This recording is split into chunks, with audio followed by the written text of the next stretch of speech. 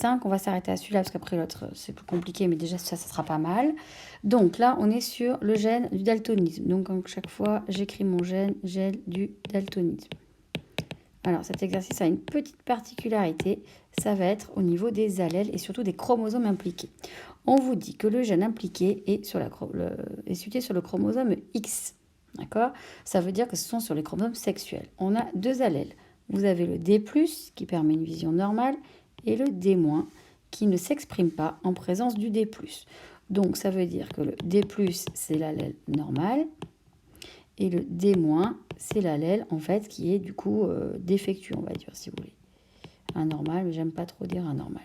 Et on sait que le D+ est supérieur au D-, donc c'est une maladie récessive. Première question, on vous demande de faire une femme daltonienne plus des femmes à vision normale. Alors daltonienne, il y a une faute. Donc j'y vais. Je dessine ma paire de chromosomes sexuels. Donc je sais que c'est une femme. Une femme, je sais que sa paire de chromosomes sexuels, donc c'est là, ce coup-ci, on travaille sur la paire de chromosomes sexuels.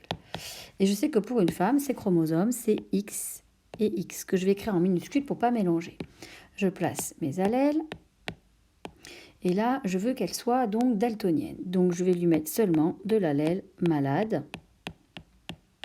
Seul l'allèle D- est présent, donc cette femme est daltonienne. Deuxième partie, on vous demande pour que cette femme soit saine. Donc, je refais ma paire de chromosomes sexuels. Je repais, donc on a bien le petit X, c'est mon deux paires de chromosomes X puisque c'est une femme. Je place mes allèles. Donc si je lui mets que l'allèle D+, elle ne possède que l'allèle D+, X s'exprime, donc cette femme, elle est saine. Deuxième possibilité, je fais à nouveau ma paire de chromosomes sexuels. Je place donc ces deux petits X, on rappelle toujours. Je place mes allèles. Ce coup-ci, je vais lui mettre des allèles différents. D+, D+, D-, D-. Le D+, est dominant sur le D-, donc elle est D+.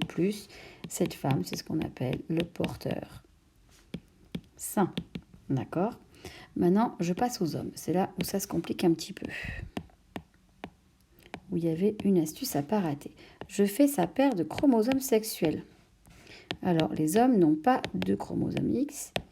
Ils ont un chromosome X et un chromosome Y. X et Y. Alors, le Y, c'est pas parce qu'il lui manque une branche, mais par contre, il est plus petit que le X. Je place mon allèle. On sait que le gène est porté que sur le chromosome X.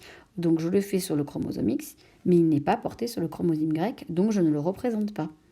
Si je mets du D+, c'est le seul présent, D+, l'individu est sain.